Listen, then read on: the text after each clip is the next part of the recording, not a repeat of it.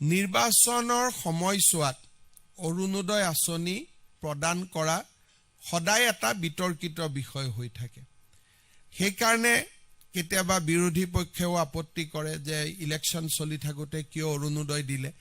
আমি যাতে বিতৰ্কৰ ঊৰ্ধ্বত থাকিব পাৰোঁ, ফেব্ৰুৱাৰী মাহৰ 20 তাৰিখে অসমৰ প্ৰতিগৰাকী অৰুণোদয় হিতাধিকাৰীক বিহুৰ উপহাৰ হিচাপে আমি আগতীয়াকৈ 8,000 টকা দিম।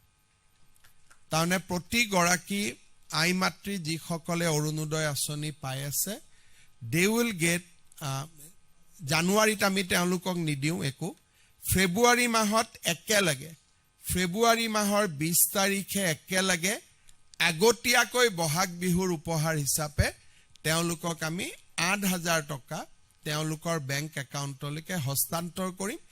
তেতিয়া আৰু বিহুলৈকে তেওঁলোকে সুন্দৰভাৱে তেওঁলোকৰ বিহু পালন কৰিব পাৰিব। মই আপোনালোকৰ জৰিয়তে অসমৰ আই মাতৃ সকললৈকে এই সুন্দৰ উপহাৰটো ঘোষণা কৰিব খুজিছোঁ।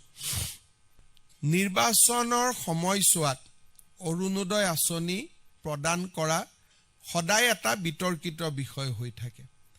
সেইকাৰণে কেতিয়াবা বিৰোধী পক্ষেও আপত্তি কৰে যে ইলেকশ্যন চলি থাকোঁতে কিয় অৰুণোদয় দিলে। আমি যাতে বিতৰ্কৰ ঊৰ্ধ্বত থাকিব পাৰোঁ, ফেব্ৰুৱাৰী মাহৰ 20 তাৰিখে অসমৰ প্ৰতিগৰাকী অৰুণোদয় হিতাধিকাৰীক বিহুৰ উপহাৰ হিচাপে আমি আগতীয়াকৈ 8,000 টকা দিম। তাৰমানে প্ৰতিগৰাকী আই মাতৃ যিসকলে অৰুণোদয় আঁচনি পাই আছে, দে উইল গেট, জানুৱাৰীত আমি তেওঁলোকক নিদিওঁ একো, ফেব্ৰুৱাৰী মাহত একেলগে, ফেব্ৰুৱাৰী মাহৰ 20 তাৰিখে একেলগে আগতীয়াকৈ বহাগ বিহুৰ উপহাৰ হিচাপে তেওঁলোকক আমি 8,000 টকা তেওঁলোকৰ বেংক একাউণ্টলৈকে হস্তান্তৰ কৰিম। তেতিয়া আৰু বিহুলৈকে তেওঁলোকে সুন্দৰভাৱে তেওঁলোকৰ বিহু পালন কৰিব পাৰিব। মই আপোনালোকৰ জৰিয়তে অসমৰ আই মাতৃ সকললৈকে এই সুন্দৰ উপহাৰটো ঘোষণা কৰিব খুজিছোঁ।